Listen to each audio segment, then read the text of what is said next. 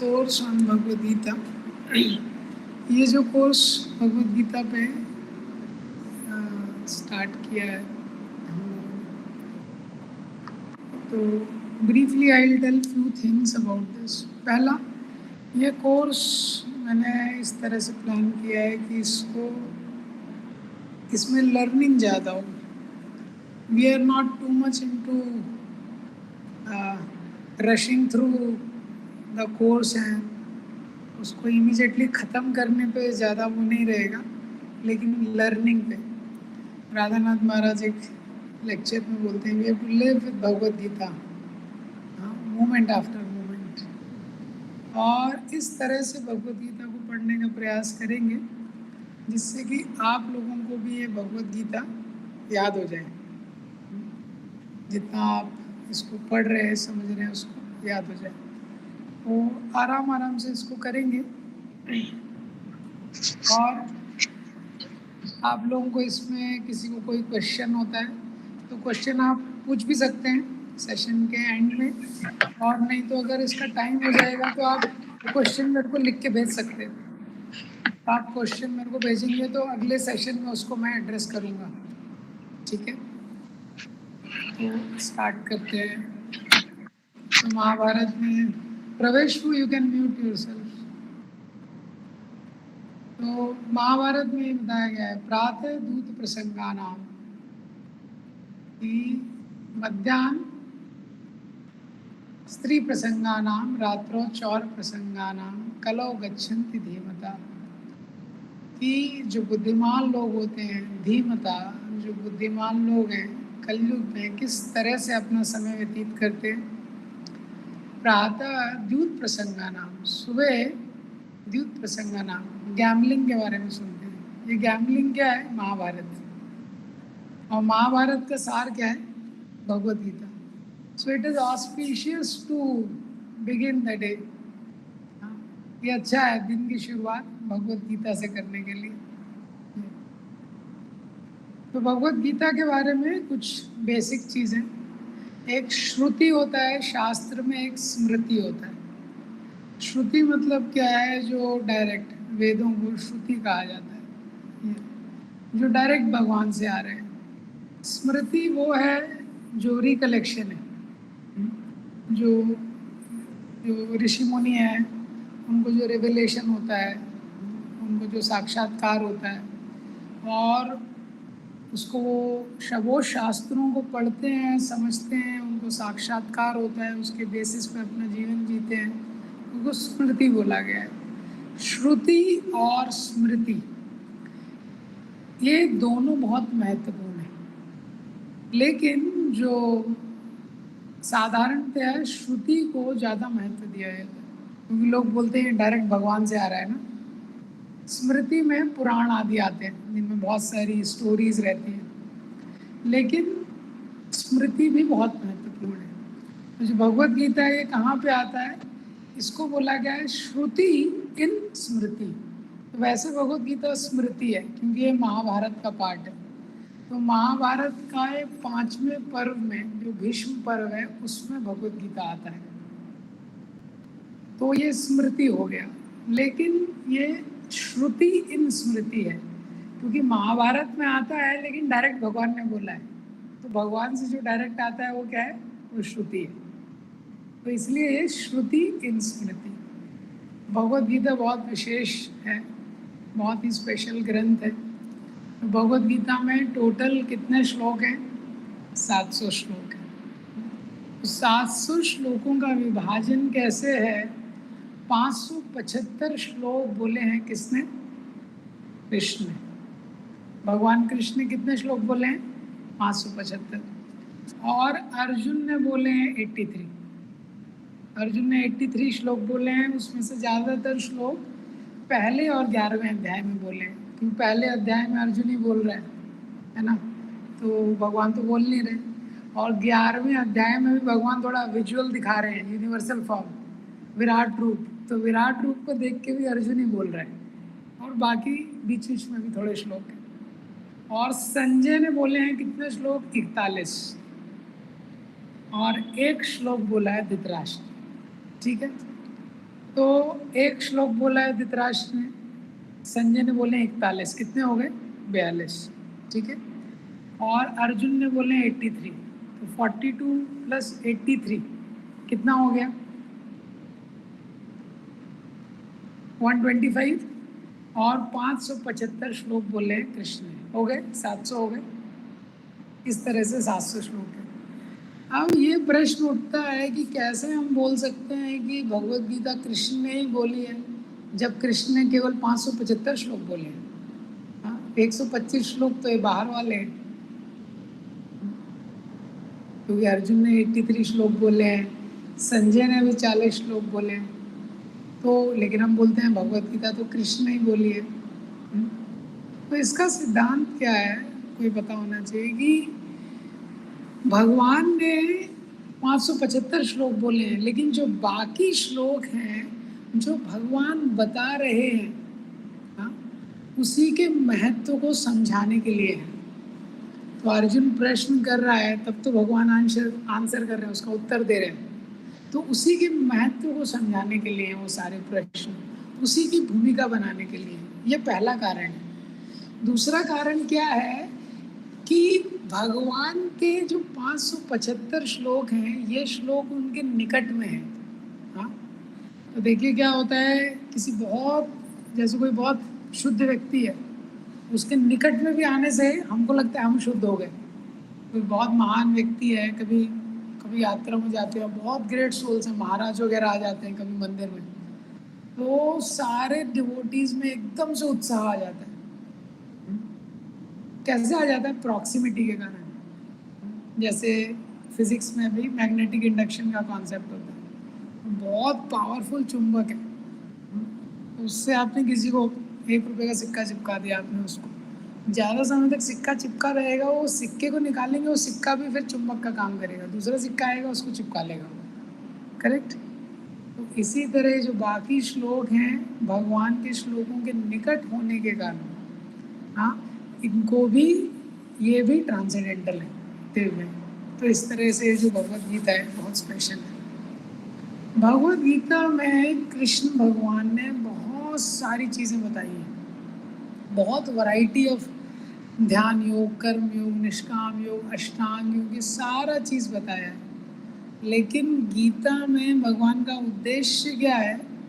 इतनी सारी चीज़ें बताने के बाद भगवान का उद्देश्य है बेस्ट साध्य और बेस्ट साधन को इस्टेब्लिश करना। साध्य मतलब जो उद्देश्य है, जो अल्टीमेट गोल है। साधन मतलब जिसकी मदद से, हाँ, जिस प्रोसेस की, प्रक्रिया की मदद से हम साध्य को प्राप्त करते हैं। तो गीता में भगवान ने बहुत सारे साधन बताए हैं और बहुत सारे अलग अलग साध्य भी बताए हैं। भगवान ने अष्टांग योग बताया है, योगी का अलग उद्देश्य होता है। ज्ञान योग बताया है, ज्ञानी का अलग उद्देश्य होता है। कर्म योग बताया, कर्मी का अलग उद्देश्य है। लेकिन इतने सारे प्रोसेसेस और इतने सारे गोल्स बताने के बाद भगवान ने जो भक्ति है उसको हाईएस्ट प्रोसेस बताया है, and love for Krishna highest goal बताया। ये भगवान स्टैब्लिश करते हैं। Daksh to mute yourself. Somebody should coordinate this, huh? Yes, please. Daksh to mute yourself. तो इतने सारे साध्य और साधन बताने के बाद भगवान ने भक्ति को हाईएस्ट प्रोसेस, हाँ, एंड लव फॉर कृष्णा को हाईएस्ट गोल बताया। ठीक है, यहाँ तक। तो गीता को योग शास्त्र बताया गया है। अब भगवत गीता अगर हम लोग पढ़ रहे हैं, कोई भी बुक हम लोग पढ़ते हैं, कोई भी शास्त्र का स्टडी करते हैं, हम लोग कोई भी क्रिया करते हैं, तो क्रिया करने से पहले उसके उद्देश्य को निश्चित कर लेते हैं। उद्देश्य पे ध्यान रहता है ना, उद्देश्य क्या है। जैसे घर में माताएं कुकिंग करती हैं, उद्देश्य उनका पहले क्लियर रहता है, कुकिंग कर रहे हैं, बाद में उसको ऑनर करना है। कोई व्यक्ति कोई कार्य बिना उद्देश्य के नहीं करता है, उद्देश्य क्लियर है। तो भगवत गीता अगर कोई व्यक्ति पढ़ रहा है या उसको समझना चाहता है, उसका क्या उद्देश्य होना चाहिए, ये गीता में समझाया गया है। अगर हम भगवत गीता पढ़ रहे हैं, what should be the result of studying Bhagavad Gita, Bhagavad Gita पढ़ने का क्या वास्तविक परिणाम आना चाहिए। तो पूरी भगवत गीता पढ़ने के बाद अर्जुन ने क्या बोला, स्थितोस्मि गत संदेहा करिष्यम वचनम तवा। तो अर्जुन पूरी गीता पढ़ने के बाद बोलते हैं, भगवान मेरा जो संदेह था, मेरा जो भ्रम था, वो सब चला गया है। अब मेरा एक ही उद्देश्य है, क्या, करिष्ये वचनम तवा, कि मैं आपके वचनों के आधार पे जो भी आप बोलेंगे वो मैं करूँगा। तो गीता पढ़ने का उद्देश्य ये है कि हम भगवान के वचनों के आधार पे जीवन यापन करना चाहते हैं, अपने मन के आधार पे नहीं। मनोरथेना सति धावतो वही, सब लोग मन के आधार पे लगे हुए हैं। हाँ, तो मन के आधार पे जीवन व्यतीत करने से चेंज करना चाहते हैं। हम क्या करना चाहते हैं, भगवान के आदेशों के आधार पे जीवन व्यतीत करना चाहते हैं। तो यहाँ तक ठीक है। तो मैं शॉर्ट में वापस से बताता हूँ, जो गीता है वो श्रुति इन स्मृति है। भीष्म पर्व में गीता आती है। गीता में 700 श्लोक हैं, 575 भगवान कृष्ण ने बोले हैं, 83 अर्जुन ने बोले हैं, संजय ने 41 श्लोक बोले हैं, एक धृतराष्ट्र ने बोला है। इन सबको ऐड करेंगे तो 700 हो जाएगा। लेकिन अगर 575 भगवान ने बोले हैं तो कैसे बोल सकते हैं कि गीता भगवान ने बोली है, क्योंकि जो बाकी श्लोक हैं वो भगवान ने जो बोला है उसी के महत्व को समझाने के लिए हैं, और भगवान के श्लोकों के निकट होने के कारण वो भी दिव्य हैं। भगवान ने गीता में क्या बताया है, गीता में बहुत सारे साध्य और साधन बताए हैं, लेकिन उद्देश्य क्या है, जो सबसे उत्तम साध्य है और सबसे उत्तम साधन है उसको स्थापित करना। तो गीता को योग शास्त्र बताया गया, योग शास्त्र, कर्म योग, ध्यान योग, कर्म, इस तरह से। तो गीता पढ़ने के बाद क्या अंतिम निष्कर्ष होना चाहिए, जो कोई गीता पढ़ रहा है तो उसका फाइनल रिजल्ट क्या होना चाहिए, करिष्ये वचनम तवा। भगवान आप जैसा बोलेंगे मैं वैसा करना चाहता हूँ, क्योंकि भगवान हमसे बेस्ट जानते हैं। हाँ, हमारे जीवन में हम क्या हो रहा है ये नहीं पता कर सकते। हाँ, क्या हमारे जीवन में हो रहा है, लेकिन कौन कर रहा है वो हमको पता है। कौन कर रहा है, कंट्रोलर कौन है वो तो हमको पता ही है कि भगवान कंट्रोलर है। तो जब हम स्वेच्छा पूर्वक भगवान के कंट्रोल को स्वीकार करके वैसे जीवन यापन करना चाहते हैं, तो that should be the result. तो ये रिजल्ट हमारे दिमाग में हमेशा होना चाहिए। अब भगवत गीता में कितने अध्याय हैं, 18 अध्याय हैं। ये 18 अध्याय में जो भक्ति, शुरू के 6 अध्याय में कर्म योग के बारे में बताया, अंतिम के 6 अध्याय में ज्ञान योग के बारे में बताया, बीच के जो 6 अध्याय हैं उसमें भक्ति योग के बारे में बताया। ठीक है, तो भक्ति को बीच के 6 अध्याय में क्यों बताया, भक्ति को बीच के 6 अध्याय में क्यों बताया, भगवान तो भक्ति को ही स्थापित करना चाहते हैं। तो उसके 3 कारण विश्वनाथ चक्रवर्ती ठाकुर ने दिए। पहला, भक्ति बहुत कॉन्फिडेंशियल है। राजविद्या राजगुह्यम पवित्रम इदम उत्तमम, ये मोस्ट कॉन्फिडेंशियल है, बहुत गुह्य है। हाँ, बहुत कीमती चीज़ है। जैसे कोई बहुत कीमती चीज़ होती है तो हम लोग जाते हैं, जब कभी बाज़ार में जाते हैं गहने खरीदने, जब गहने खरीदने जाते हैं तो नीचे वो कोई भी आपको ज्वेल देता है, हीरा देता है, तो किस में देता है, पन्नी में देता है आपको हीरा, हाँ, कागज़ के लिफाफे में देता है, बहुत अच्छा केस रहता है, उसके ऊपर कुछ रहता है, नीचे कुछ रहता है, और बीच में वो गहना रहता है, वो जो हीरा रहता है। इसी तरह जो शुरू के 6 अध्याय हैं, अंतिम के 6 अध्याय वो कवरिंग है, बीच में भक्ति रूपी जो हीरा है भगवान ने उसको डाला है। दूसरा कारण विश्वनाथ चक्रवर्ती ठाकुर बताते हैं, भक्ति को बीच में क्यों रखा है, ताकि वो कर्म, शुरू का 6 अध्याय में कर्म योग है उसको भी स्पर्श कर रहा है, और अंतिम के 6 अध्याय में ज्ञान योग है उसको भी स्पर्श कर रहा है। तो क्या है, bhakti is giving life to other too. तो बाकी जो कर्म और ज्ञान को जीवन दे रही है ये जो भक्ति है, तो भक्ति के बिना कर्म और ज्ञान वो क्या है, यूजलेस है। न उत्पादेत यदि रतिम श्रम एव हि केवलम, शास्त्र में बताया गया है कुछ भी हम क्रिया कर रहे हैं, किसी भी वर्ण में है, किसी भी आश्रम में है, हाँ, लेकिन अगर भगवान के प्रति रति उत्पन्न नहीं हुई, कृष्णा रति बिना जीवन तो मिछ है, कृष्ण रति नहीं उत्पन्न हुई तो ये क्या है, जीवन बेकार है। यत् कर्म भी यत् तपसा ज्ञान वैराग्य तस्य योगेन दान धर्मेण श्रेयोरितरेरपि, व्यक्ति जो कर्म करता है, यत् कर्म यत् तपसा तपस्या करता है, हाँ, ज्ञान है, वैराग्य है, योगेन दान धर्मेण योग करता है, दान देता है, श्रेय और भी जितनी क्रियाएं करता है, तीर्थ में जाता है, कुल धर्म का पालन करता है, सारी क्रियाओं के पीछे एक ही उद्देश्य है। क्या उद्देश्य है? ही वॉन्ट्स टू, वो जीवन में सिद्धि को प्राप्त करना चाहता है, परफेक्शन को प्राप्त करना चाहता है।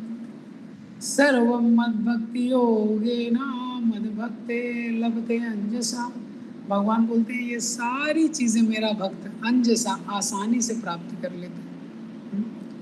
तो भक्ति क्या है? जीवन का उद्देश्य।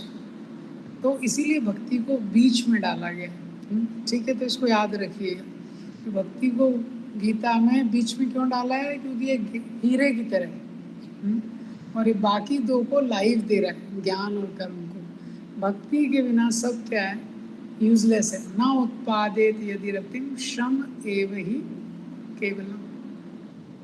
तो ठीक है, यहाँ तक। अब पहले अध्याय से स्टार्ट करते हैं, ठीक है। पहला अध्याय भगवद गीता का है। तो ये अध्याय में हालांकि भगवान ने तो कुछ बोला नहीं है, क्योंकि अर्जुन ही बोल रहे हैं इस पहले अध्याय में। पहले अध्याय में टोटल 46 श्लोक है, ठीक है। अब इस अध्याय को दो भागों में डिवाइड किया गया। तो जो पहला भाग है 1 से 27, इसमें सैन्य निरीक्षण, ऑब्जर्विंग द आर्मीज, अर्जुन जो है उस सेनाओं का निरीक्षण कर रहा है। दूसरा भाग है 28 से 46, इसमें अर्जुन का विषाद, अर्जुन का लैमेंटेशन। तो पहले अध्याय का नाम क्या है? प्रभुपाद जी ने इसका नाम दिया है कुरुक्षेत्र के युद्ध स्थल में सैन्य निरीक्षण, इंग्लिश में observing the armies. This is first chapter, Kurukshetra के युद्ध में सैन्य निरीक्षण।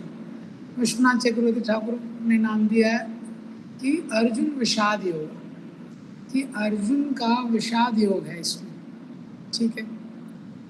तो जो पहले 27 श्लोक हैं इसमें केवल ऑब्जर्वेशन चल रहा है, निरीक्षण चल रहा है।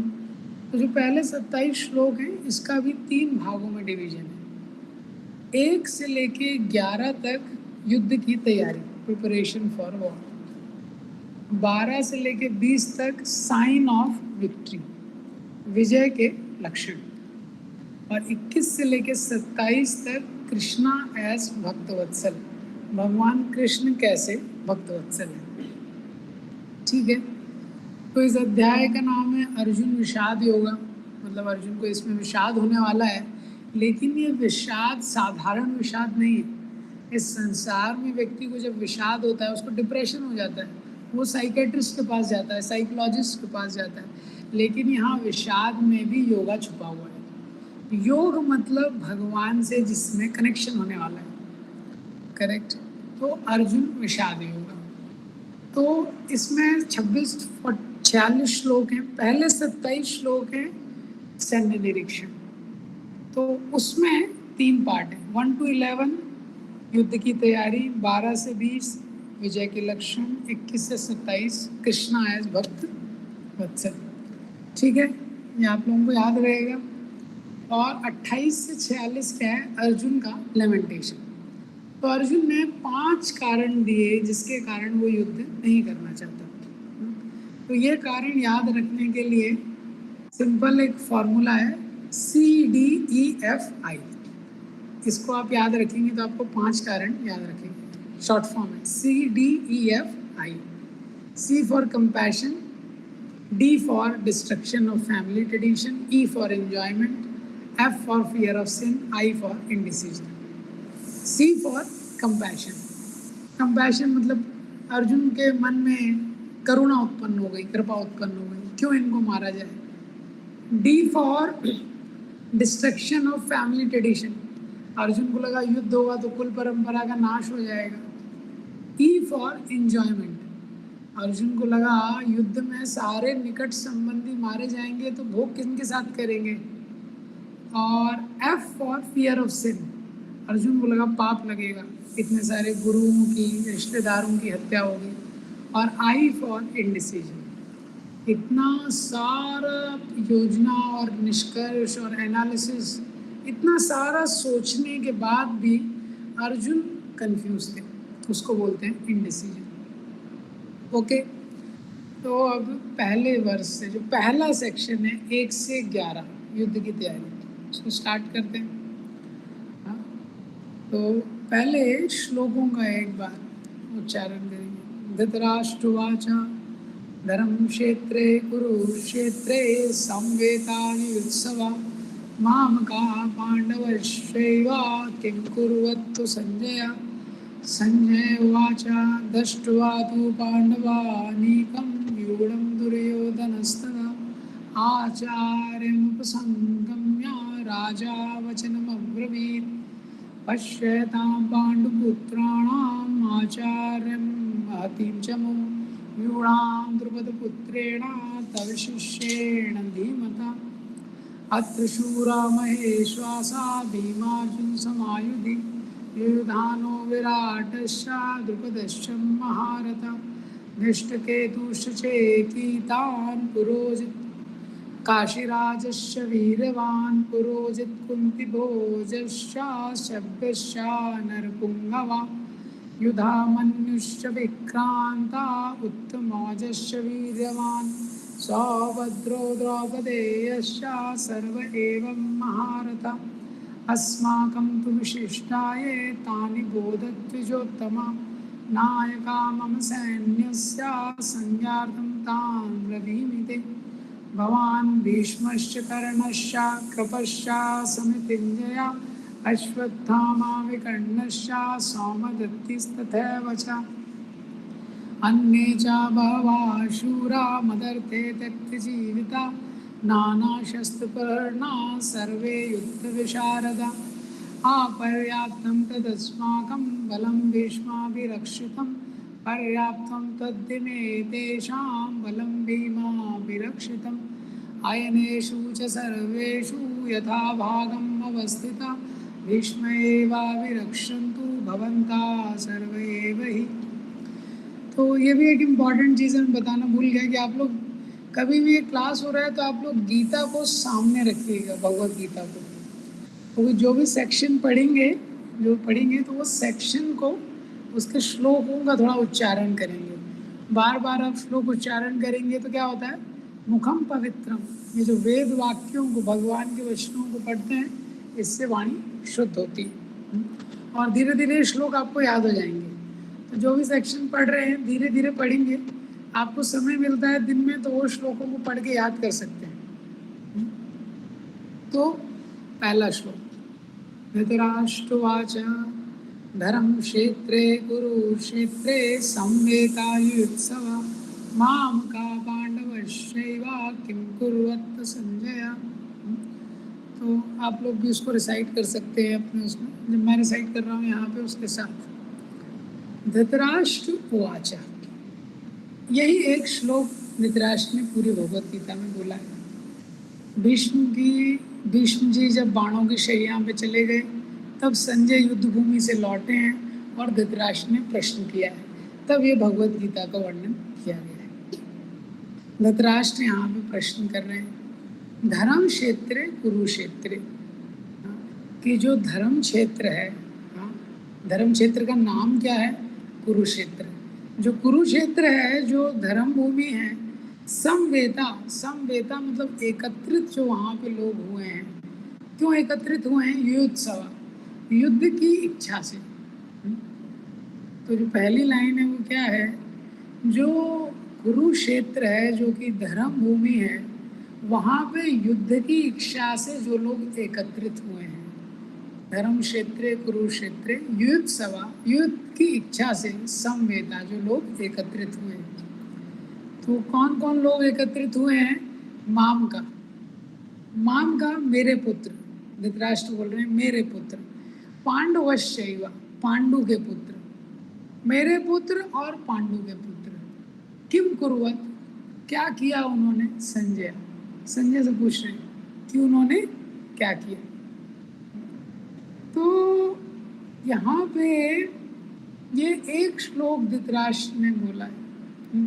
अब यहाँ पे प्रश्न होता है कि ये क्यों बोला है, धृतराष्ट्र ये प्रश्न क्यों कर रहे हैं, ये प्रश्न क्यों किया उन्होंने कि मेरे पुत्र और पांडु के पुत्र जो वहाँ एकत्रित हुए उन्होंने क्या किया। क्योंकि इतने समय से युद्ध की तैयारी चल रही है, महीनों से युद्ध की तैयारी चल रही है, और सबको पता है कि युद्ध होने वाला है, और युद्ध भूमि में जब दोनों लोग इकट्ठे हो गए तो ये प्रश्न कैसे आएगा कि क्या किया। नेचुरली कोई व्यक्ति है इतने समय से परीक्षा की तैयारी कर रहा है, और परीक्षा के बाद उसका आ गया कहाँ एग्ज़ाम होना है, कहाँ एग्ज़ाम देना है, वो एग्ज़ाम के हॉल में चला गया, तो कोई क्वेश्चन करेगा कि एग्जामिनेशन हॉल में बैठ के विद्यार्थियों ने क्या किया। तो नेचुरली वो एग्ज़ाम दिया, उन्होंने इतने समय से तैयारी कर रहे थे। हाँ, महाप्रसाद गोविंद होने के बाद भक्तों ने क्या किया, कोई ऐसा प्रश्न करता है? अरे जब प्रसादम सामने रखा है तो वो ऑनर करेंगे। लेकिन धृतराष्ट्र प्रश्न कर रहे हैं, ये प्रश्न क्यों कर रहे हैं? क्योंकि धर्म क्षेत्र, हाँ, क्योंकि जो धृतराष्ट्र के पुत्र हैं और पांडु के पुत्र हैं, ये लोग जहाँ एकत्रित हुए हैं वो क्षेत्र बहुत विशेष है, वो धर्म क्षेत्र है, वो धर्म भूमि है। हाँ, तो धृतराष्ट्र को आशंका है ये तो धर्म क्षेत्र है, और अपने बच्चों का तो उसको पता ही है बायोडाटा का क्या रहा है। हाँ, दुर्योधन की क्राइम फाइल बनी हुई है, दुर्योधन दुशासन, हाँ, सब पूरा परिवार। जैसे अभी प्रयागराज में कुछ एनकाउंटर हुए थे ना, तो न्यूज़ तो ज़्यादा नहीं देखा मैंने, लेकिन भक्त लोग न्यूज़ भी देख लेते हैं, तो भक्तों ने अपडेट किया कि पूरी फैमिली, जो एनकाउंटर हुआ था उन लोगों का पूरी फैमिली इन्वॉल्व थी। तो धृतराष्ट्र को पता है कि मेरे बच्चों का क्या स्थिति है, और ये धर्म भूमि है, तो धर्म भूमि में धृतराष्ट्र चाहता है कि युद्ध हो, मेरे पुत्र की विजय हो, दो चीज़ें चाहता है। तो उसको लग रहा है कि धर्म भूमि में यार ये धृतराष्ट्र, ये दुर्योधन वगैरह का बुद्धि पलट ना जाए, नेगोशिएशन ना कर ले, क्योंकि पांडवास तो धार्मिक के 5 ही गाँव मांगे थे उन्होंने। हाँ, तो अगर नेगोशिएशन कर लिया तो दिक्कत हो जाएगी। दूसरा क्या है कि धर्म भूमि है, पांडव धर्म का पालन करने वाले हैं, और धर्म के पिता, धर्मम तो साक्षात भगवत प्रणीतम, साक्षात धर्म के जो पिता हैं भगवान कृष्ण, वो पांडवों के साथ हैं। तो मेरे पुत्र हार ना जाए, ये दो शंकाएं, इसीलिए धृतराष्ट्र ये प्रश्न कर रहे हैं। ये प्रश्न ऐसे आए, किम कुर्वत, की उन्होंने क्या किया। हाँ, और धर्म क्षेत्र, हाँ, ये जो क्षेत्र है, क्षेत्र की महिमा के बारे में बताया गया। तो क्षेत्र भी बहुत स्पेशल रहता है, तो जैसा क्षेत्र रहता है वो अफेक्ट करता है जो प्लेस है। हम मंदिर में जाते हैं, भक्ति करना आसान हो जाता है, सुपरमार्केट में जाते हैं, शॉपिंग करना आसान हो जाता है, करेक्ट। मूवी थिएटर में जाते हैं, इल्यूजन में या तमोगुण में जाना आसान हो जाता है। हर क्षेत्र का एक प्रभाव रहता है। क्रिकेट में इसलिए, अगर होम ग्राउंड रहता है, इंडिया पाकिस्तान का मैच मोहाली में है, तो पाकिस्तान वालों में ज़्यादा उत्साह रहता है, क्योंकि नेचुरली उनका क्राउड ज़्यादा रहता है। और अगर उनका पाकिस्तान के किसी स्टेडियम में, और इंडिया में अगर उनका हो गया तो इंडिया वालों का, तो प्लेस का महत्व है। तो आप देखते हैं, इसीलिए क्षेत्र के बारे में बताया गया है। क्षेत्र मतलब फील्ड। 13वें अध्याय में ही भगवान ने बताया क्षेत्र क्या है, क्षेत्रज्ञ क्या है। तो फील्ड मतलब क्षेत्र का मतलब होता है हिंदी में, जैसे खेत, खेत में आप कोई बीज डालते हैं, उस प्रकार की फसल होती है। तो ये क्या है, धर्म का क्षेत्र है। हाँ, तो यहाँ पे धर्म की फसल ही अच्छे से होगी, धर्म क्षेत्र। और जो कौरव लोग हैं ये किसके समान है, वीड्स। वीड्स मतलब जो, क्या बोलते हैं उसको हिंदी में, वीड्स आप लोग समझ जाइए। तो वीड्स है, उसको निकाला जाता है। खेत में फसल को उगाया जाता है, वीड्स को निकाला जाता है। तो ये धर्म क्षेत्र है, यहाँ से जो वीड्स हैं कौरव रूपी, इनको निकाला जाएगा। ये तो इसके तात्पर्य में प्रभुपाद जी ने तात्पर्य दिया, इसमें 4 पैराग्राफ है परपोर्ट में।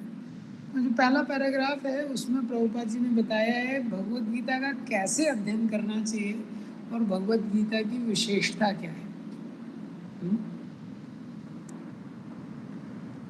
अर्जुन ने जिस प्रकार से साक्षात भगवान कृष्ण से गीता सुनी और उसका उपदेश ग्रहण किया, इस प्रकार की स्पष्ट अनुभूति का उदाहरण भगवत गीता में ही है। यदि उसी गुरु परंपरा से निजी स्वार्थ से प्रेरित हुए बिना किसी को भगवत गीता समझने का सौभाग्य प्राप्त हो तो वह समस्त वैदिक ज्ञान तथा विश्व के समस्त शास्त्रों के अध्ययन को पीछे छोड़ देता है। भगवत गीता पढ़ते समय पर्सनल मोटिवेटेड इंटरप्रिटेशन नहीं रहना चाहिए, और गुरु परंपरा में हम सीखते हैं। इसलिए प्रभुपाद जी की भगवत गीता हम लोग पढ़ते हैं, तो इस चैप्टर के पहले अगर आपके पास हिंदी भगवत गीता है तो आप लेफ्ट साइड वाले पेज में देखेंगे प्रभुपाद जी ने परंपरा का वर्णन किया हुआ है। हाँ, गुरु परंपरा एक्सप्लेन की। अब गीता की स्पेशलिटी है, दूसरा चीज बताया पहले पैराग्राफ में। पाठक को भगवत गीता में न केवल अन्य शास्त्रों की सारी बातें मिलेंगी, अपितु ऐसी बातें भी मिलेंगी जो अन्यत्र कहीं उपलब्ध नहीं है। यही गीता का विशिष्ट मानदंड है। स्वयं भगवान श्री कृष्ण द्वारा साक्षात उच्चारित होने के कारण यह पूर्ण आस्तिक विज्ञान है। ठीक है, तो भगवान कृष्ण के मुख से निकली, भगवान के चरणों से निकलने वाली गंगा इतना पवित्र करती है, तो भगवान के मुख से निकलने वाली गीता कितना पवित्र करेगी। ये गीता महात्म्य में इसलिए एक श्लोक भी लिखा गया है। हाँ, वो श्लोक है कि बार बार गीता हम लोग स्नान करते हैं, ऐसा श्लोक है वो।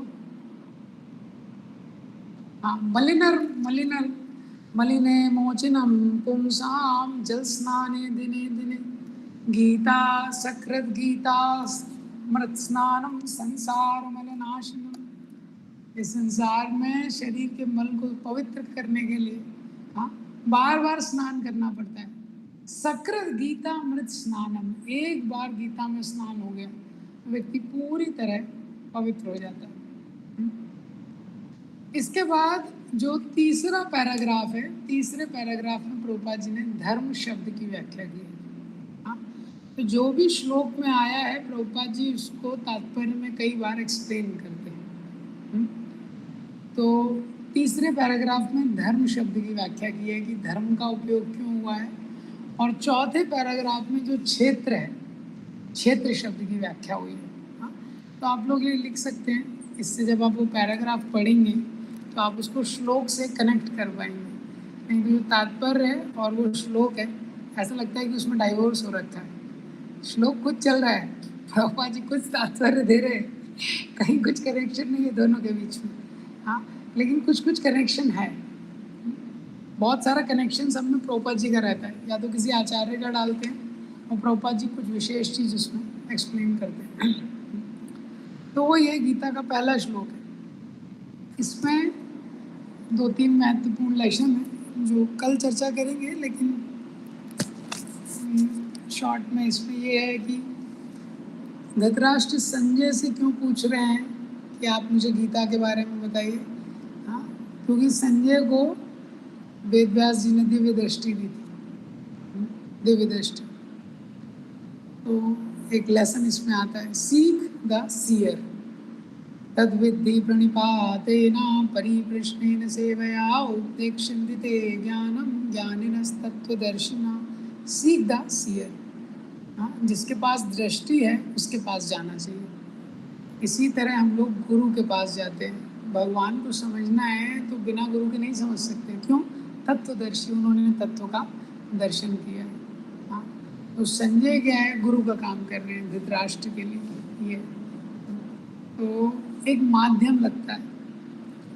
दूसरा क्या है, इसमें बताया गया है कि जो धृतराष्ट्र है, इतना धृतराष्ट्र, राष्ट्र मतलब राष्ट्र और धृत मतलब जो आसक्त है, होल्ड्स ऑन टू, जो अपने राष्ट्र से बहुत आसक्त है, वो धृतराष्ट्र आसक्ति। So attachment is the inability to say no whatever is the cost. दूसरा इम्पॉर्टेंट लेसन है।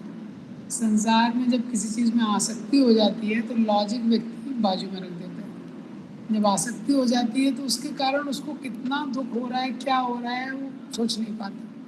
शुगर, मिठाई से आसक्त हो जाता है तो डायबिटीज़ वाले को बहुत दुख होता है। किसी भी चीज़ में आसक्ति है, वो छोड़ नहीं सकता है। तो आसक्ति का मतलब क्या है? कुछ भी हो जाए, inability to say no whatever is the cost. हम देखते हैं स्त्री पुरुष में आकर्षण हो जाता है, बॉयफ्रेंड गर्लफ्रेंड के केस में लोग घर छोड़ देते हैं, कुछ भी छोड़ देते हैं। केवल कृष्ण एक ऐसा विषय है, भगवान एक ऐसा ऑब्जेक्ट है, उनमें आसक्ति हो जाए तो सब कुछ छोड़ा जा सकता है। भगवान के अलावा किसी में भी आसक्ति है वो व्यक्ति को वीक कर देती है। तो धृतराष्ट्र बोल रहे हैं माम का पांडवश्चैव, हाँ, मेरे पुत्र और पांडु के पुत्र, मेरा और तेरा। आसक्ति में मेरा और तेरा का भाव आ जाता है। तो संसार में आसक्ति आती है, डिवाइड करती है। Attachment divides. तो धृतराष्ट्र, और जब अटैचमेंट रहता है तो जो ज्ञान है वो हृदय में स्थिर नहीं होता है। जब आसक्ति रहती है तो आसक्ति के बाद व्यक्ति को इन्फॉर्मेशन मिल जाती है लेकिन ज्ञान स्थिर नहीं होता है। इसलिए हम देखते हैं धृतराष्ट्र को विदुर जी ने प्रवचन किया, भीष्मा ने प्रवचन किया, और विदुर जैसे महात्मा, भीष्म जैसे महात्मा, इतने बड़े बड़े लोगों ने प्रवचन किया, तभी भी जीवन में अंतर नहीं आया। क्यों नहीं आया है अंतर जीवन में? ये आसक्ति का स्वभाव है। उदाहरण दिया गया है, जैसे पानी गिरता है तो अगर वो खौलते हुए जो एकदम गर्म तवा है उसमें पानी गिरेगा तो तुरंत इवेपोरेट हो जाएगा। हाँ, वही पानी अगर समुद्र में चला जाएगा, हाँ, तो नीचे धरती में आ जाएगा, धरती में गिर जाएगा तो मिट्टी में मिल जाएगा। और वही अगर समुद्र में अंदर जाके शंख के अंदर चला जाता है तो वो मोती बन जाता है। तो वही पूर्ण पानी है। इसी तरह जो ज्ञान होता है, जो नॉलेज है, तो वो ज्ञान जो आसक्त व्यक्ति है बहुत, उसमें टिकता नहीं है। जैसे तवे पे पानी गिरता ही इवेपोरेट हो जाता है, वैसे ही धृतराष्ट्र बोल रहे हैं विदुर को, तुम्हारी बातें अच्छी हैं लेकिन जैसे बिजली थोड़े समय के लिए चमकती है फिर चली जाती है, ऐसे ये ज्ञान मेरे हृदय में स्थिर नहीं होता है। This knowledge doesn't settle in my heart. ये धृतराष्ट्र बोल रहे हैं, मेरे हाथ में सेटल नहीं हो रही। और वही ज्ञान अगर कोई व्यक्ति वास्तव में ईगर है, उसको मिल जाए, जो ढूंढ रहा है उसको, इट कैन चेंज द। ठीक है, अगर आप में से किसी का प्रश्न है आप लोग मुझे मैसेज कर सकते हैं, तो कल उसको एड्रेस करेंगे, फिर कंटिन्यू करेंगे। ग्रंथराज श्रीमद् भगवद गीता की जय। श्रील प्रभुपाद की।